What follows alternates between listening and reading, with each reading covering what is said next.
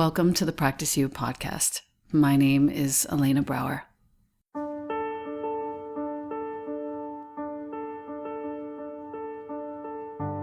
Together, we'll explore and enjoy content and conversations around mastering transitions in our relations, our wellness, our careers, our families, and especially in our missions and visions. You are invited to learn and love and listen with me.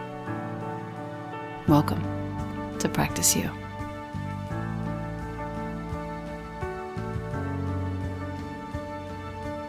Welcome back to the podcast. I have an old friend from New York with me today, one of the finest teachers of our time. Her name is Terri Cole. Welcome to the podcast, my friend. Oh, thanks, Elena. I'm super psyched to be here. Yeah, it's nice to have you. I'm going to introduce you to my listener first briefly. You're a licensed psychotherapist. You are a global relationship and empowerment expert. For over 2 decades, you have worked with a diverse group of clients, including everyone from stay-at-home moms to celebrities, Fortune 500 CEOs. You do, I can attest to this, you have a gift for making complex psychological concepts accessible and actionable so that we, clients and students, can achieve sustainable change in our lives. You are inspiring about 250,000 people weekly through blogs, social media, signature courses. You've got a really popular podcast called The Terri Cole Show. And we're talking today because you are the author of Boundary Boss, The Essential Guide to Talk True, Be Seen, and Finally Live Free. It's an awesome book. It's super relevant. It's accessible. It's easy to read. And on page 17, I want to start with this question.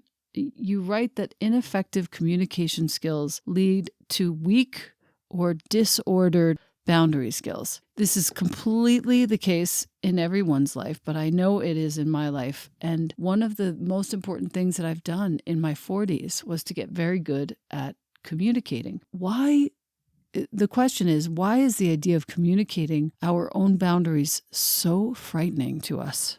Well, part of it is it's what we learned, right, growing up. So you think about the messaging, especially if you were raised as a woman. There was a lot of messaging around, at least in my own life, being a good girl, don't be a troublemaker, turn that frown around. If you don't have anything nice to say, don't say anything at all. So all of those things teach us to not talk true if someone else won't like it, if it will rock the boat, right?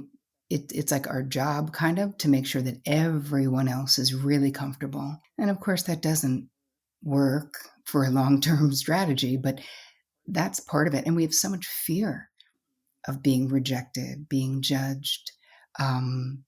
So I think it's a combination of what we learned growing up, like what is it to be a good woman?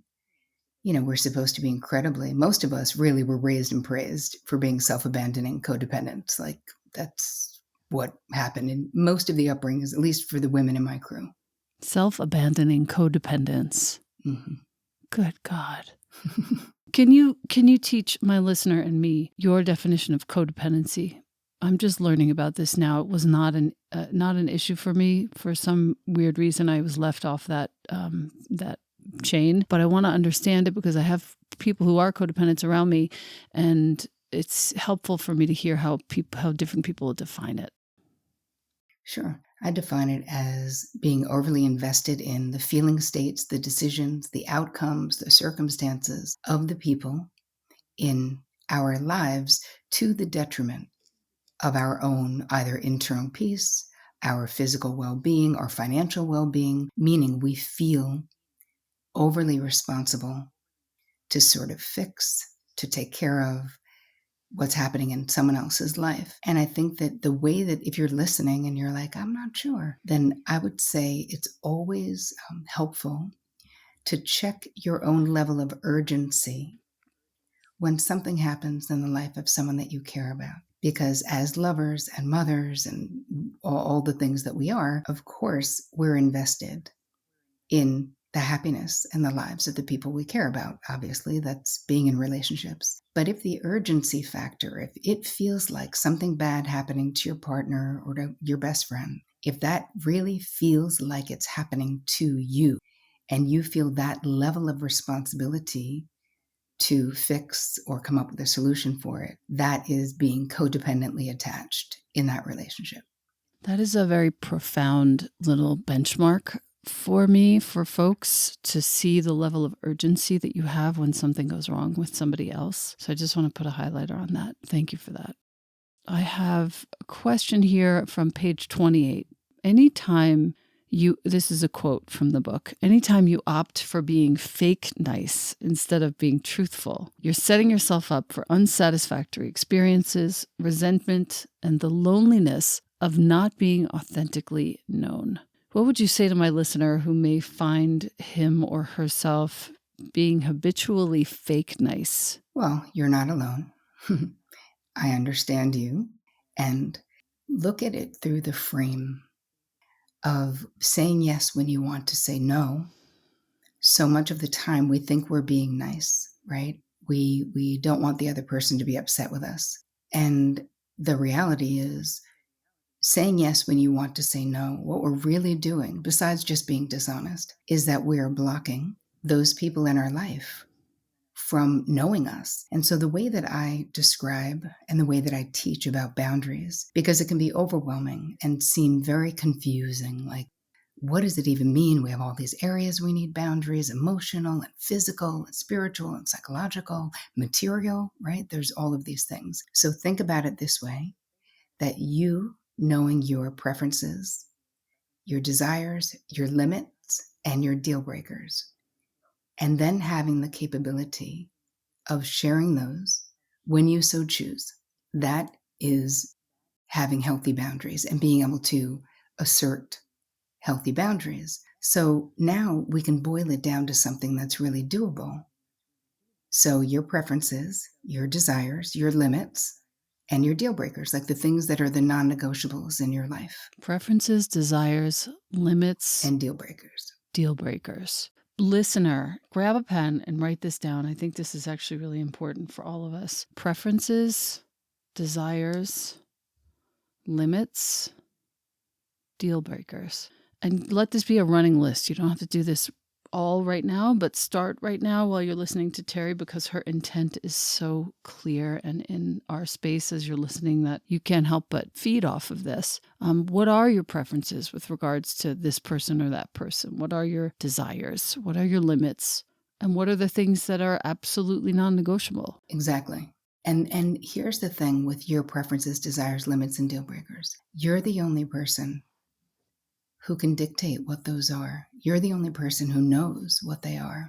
And so I feel like we've been given corrupted information about how to be in relationships, where it seems like we should be easy, quote unquote.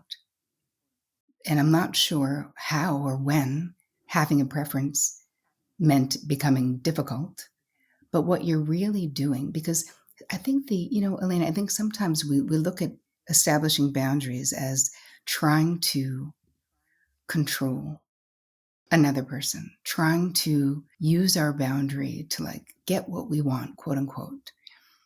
And that's really not it, because I encourage listeners to share your preferences, your limits, your desires, and your deal breakers as often as possible, especially with the people who really matter to you, right? We become discerning. We don't need to tell all of our preferences to our boss, let's say, because that wouldn't be appropriate. But what you're doing is you're allowing the other person to know you, because it's those subtleties, those small things about us.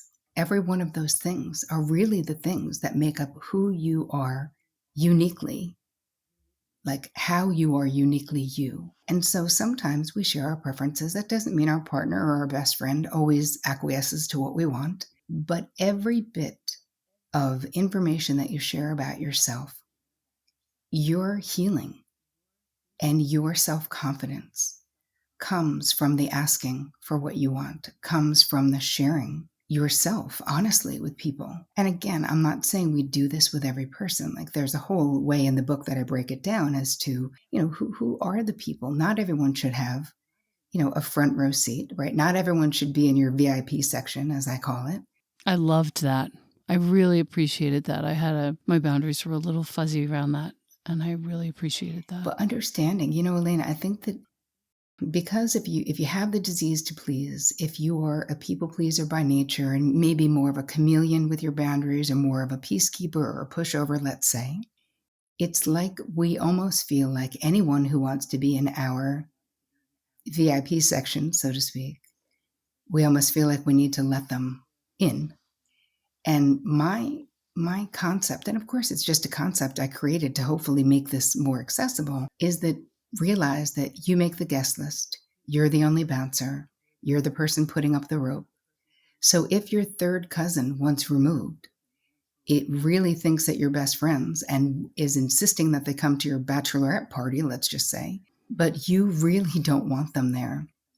This is where we have to talk true.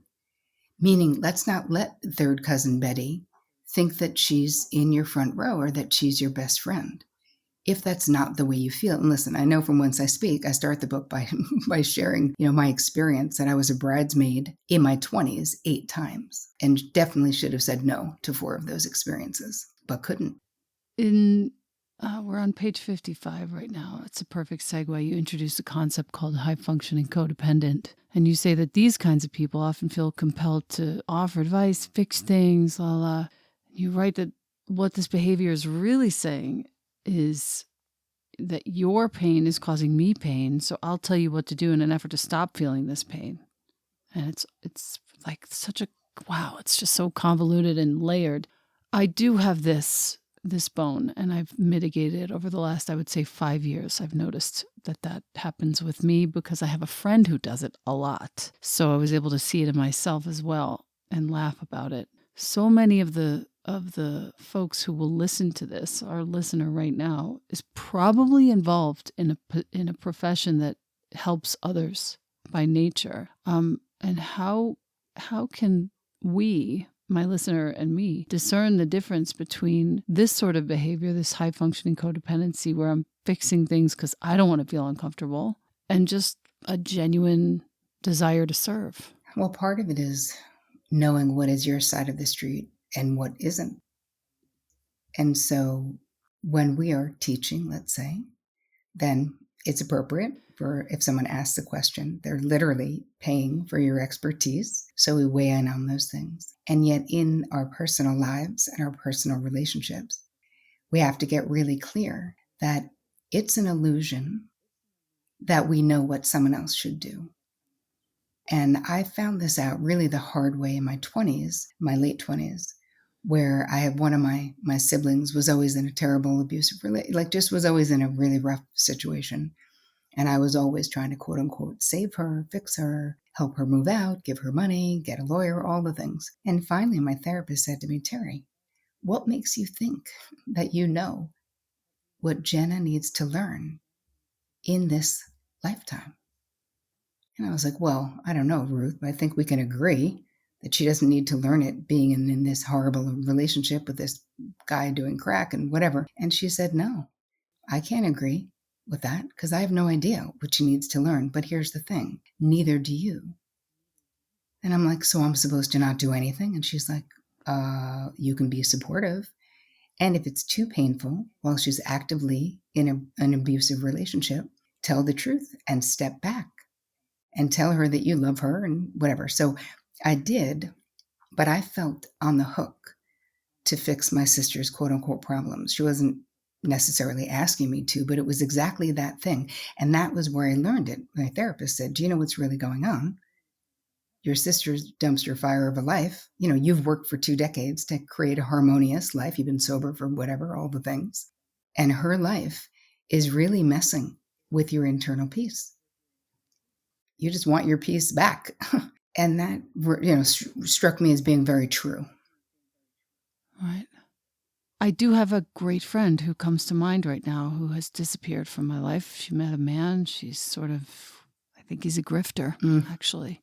And it's just a matter of time, really, before the call I got last summer comes back again, which was, oh my God, he's abusive. I need to get out of this. I'm leaving him and I'm going to come visit you. Only to find 2 weeks later that she was not coming to visit and she was going back to him. She won't call. She won't talk to me anymore. And this is a similar, I think it's a similar vibe where I actually feel pain. Missing her, I feel the fear of her about to be robbed, basically, over the course of time in little increments. And I can't do anything about it. And I had to recently realize just what you said, that I have to let go of this. I have to tell her that I love her, make myself available, but I can't fix it. Right. And also you can choose. Like, I couldn't stay in really close contact with my sister while she was in an abusive situation and wanting to talk about it because she wasn't changing anything. Like, I felt like I was being part of the problem rather than the solution. Because my therapist was like, when you get off the phone with her, you cry for 2 days and she feels relieved. But she needs those feelings to basically to get to her bottom and drive her own self-saving behavior. And I was like, wow, not only am I not helping, which is what I thought I was doing, but I may even be prolonging this painful crap. And when I did step back from my sister and said, hey, if and when you're really ready to go, I'm still your person. And about 9 months later, she was like, and I'm ready now. I was like, fantastic. And she got out, got sober. I let her live in this little teeny lake house that Vic and I had. We winterized it for her, let her get on her feet. And that was decades ago. So the end of the story for me was that having healthy boundaries, and it was so incredibly painful in my young life to do that, it really showed me that I wasn't responsible. And that was the biggest relief in my life, because I actually thought it was my responsibility. I didn't understand about emotional boundaries. I didn't understand any of that. And I felt so guilty and all of those things. But when my therapist sort of gave me permission, she's like, Terri, you can't do this. It's not possible for you to quote unquote save your sister. And then she saved herself, I do. It's really helpful. I can just reach out to my friend and just let her know that I'm here if that ever happens again. And it's clear that she doesn't want to talk to me otherwise. And that's okay. And I can stop thinking about it and stop worrying about her and just let that sort of pass. Yeah, it really does energetically also let you off the hook. It's like a bless Yes. and release, where you say what you need to say, tell the truth. Hey, if you need me, if you want to change your situation at any point, I'm here. I love you.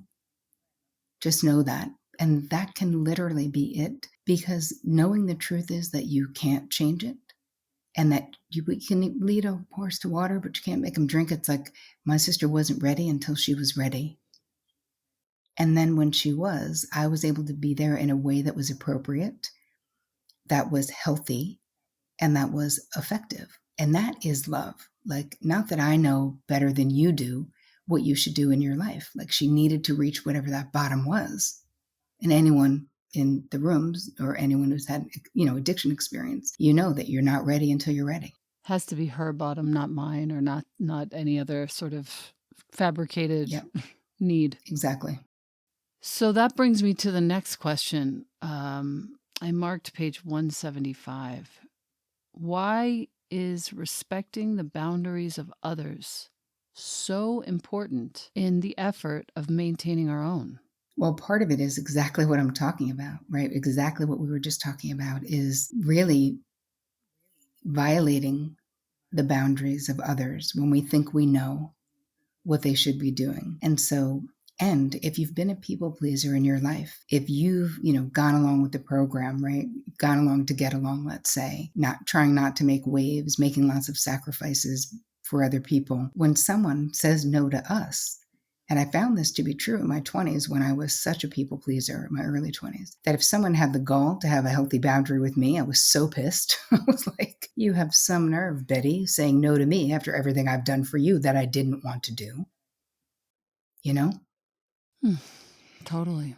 So it's not just, I think a lot of times people think our boundaries are all about saying no, rejecting people, confrontation, punching people in the face verbally, all of those things. And that's just fear telling us that that's what it is.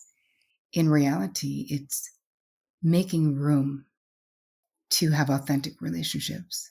So when I'm not jumping to, instead of saying to my friend, I think you should do this, I say, what do you think you should do?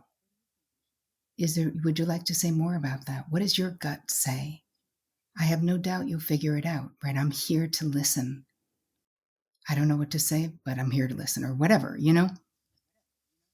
It's answering a question with a question that leads the person to sort themselves out before we try and jump in and be the hero.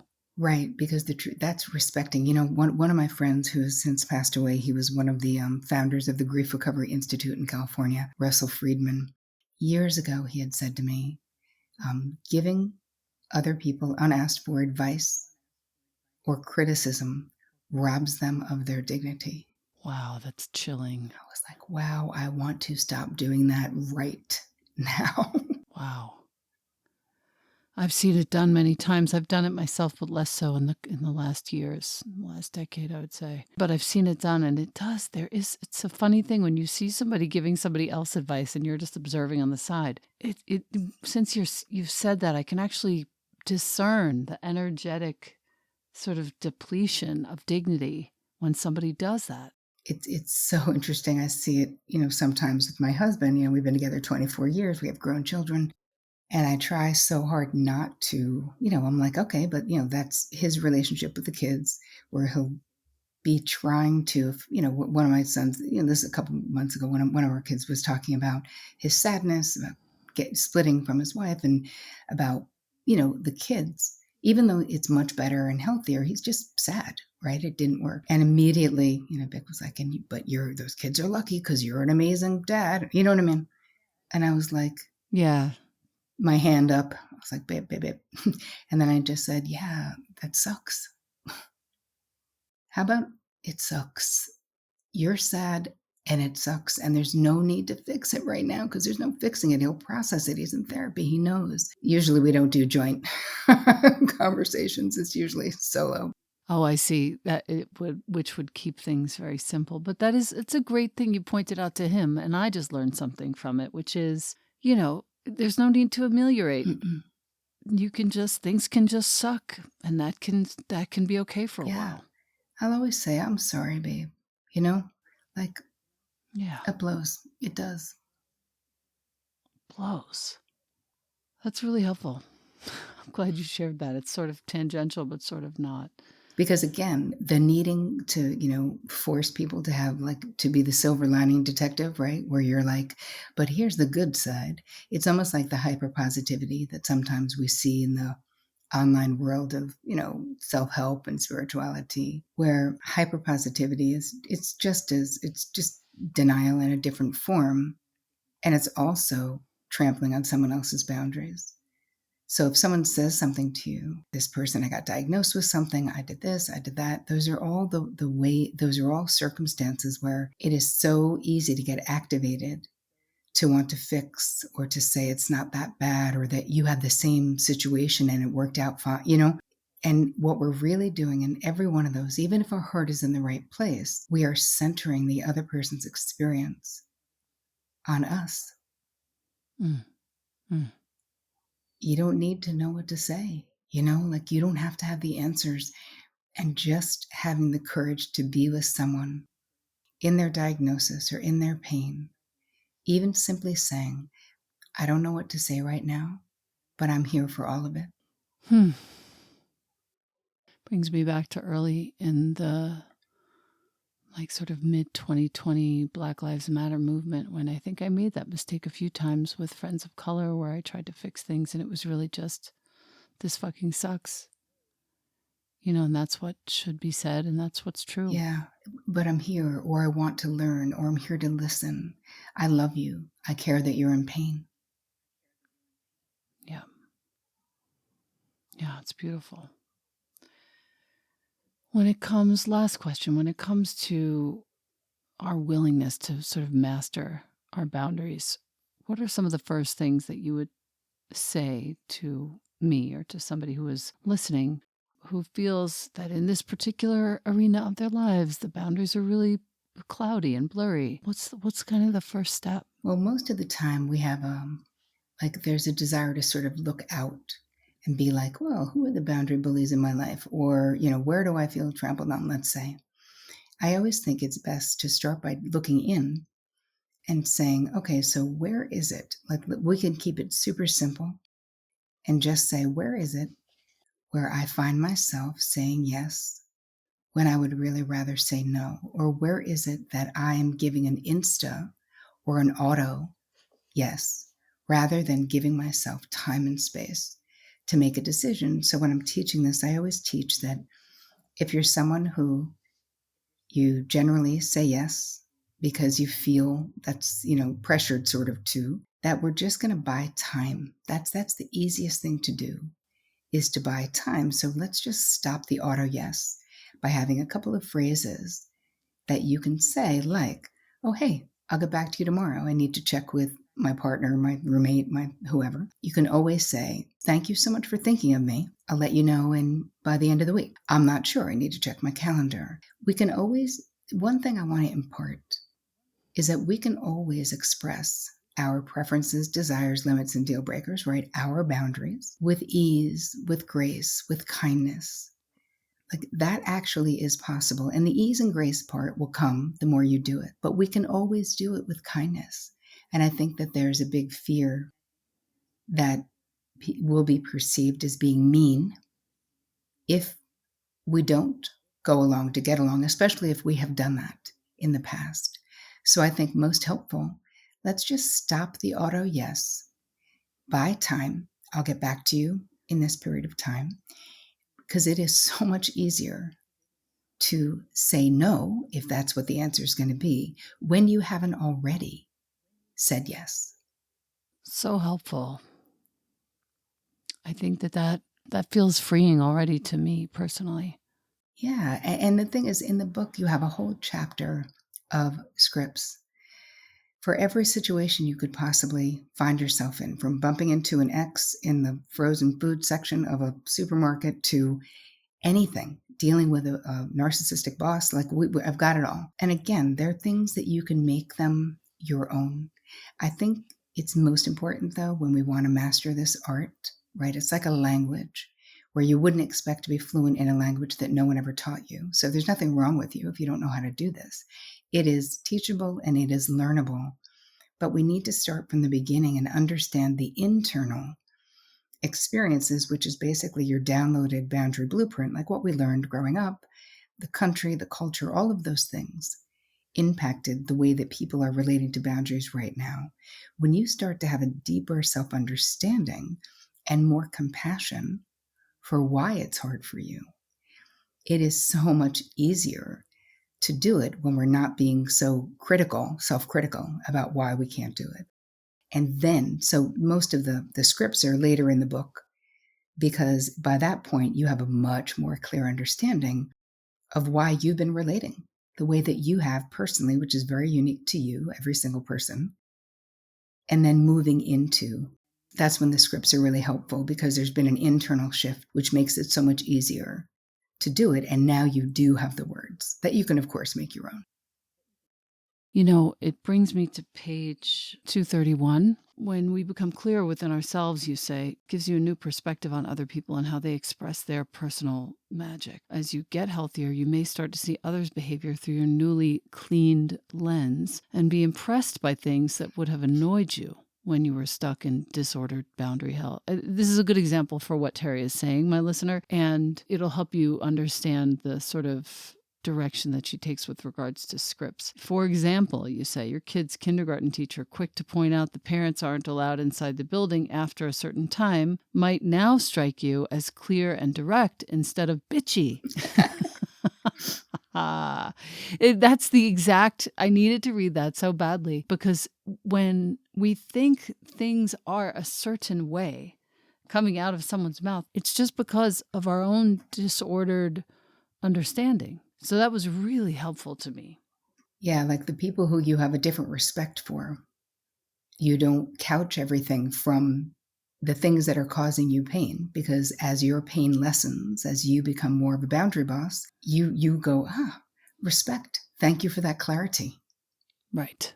And then you'll also have your own clarity. You mentioned later on that page, bottom of 231, you talk about how, all of us have somebody like this where they're like, yeah, I just want to do it this way. And finally, you can see that that's not like selfish, annoying behavior. It's just really good, clear boundaries. And if you have something that would be better, more suitable for you, you can just say, hey, I have this particular constraint and I would love to meet here instead of there. That would work better for me. Can that be okay this time? Right. We learn to actually negotiate for our needs rather than being offended that people can't read our minds. On page, last thing, 137, you talk about creating clean agreements. This was really helpful for me. And I just want to say to our listener, I'm going to read from the book. Silent agreements are the unspoken rules of engagement in your relationships. Making assumptions about others is what drives these silent agreements. To see where you might be making assumptions in order to avoid true talk, take a moment now to ponder the questions below. 1. When you really want someone to do something for you, do you ever think that they should intuit, understand, or just know because it's obvious to you? That's a good one. 2. Do you ever allow offensive comments to pass by, telling yourself the other person really didn't mean anything by it? 3. Do you assume that if you make a big fuss over a pal's birthday, that when yours rolls around, they will do the same? And 4, finally, do you ever think, I shouldn't have to say that? That person should know by now. So if you have answered yes to any of these questions, you're making assumptions that might be preventing clear communication, that might be preventing clear boundaries for you and or the other person.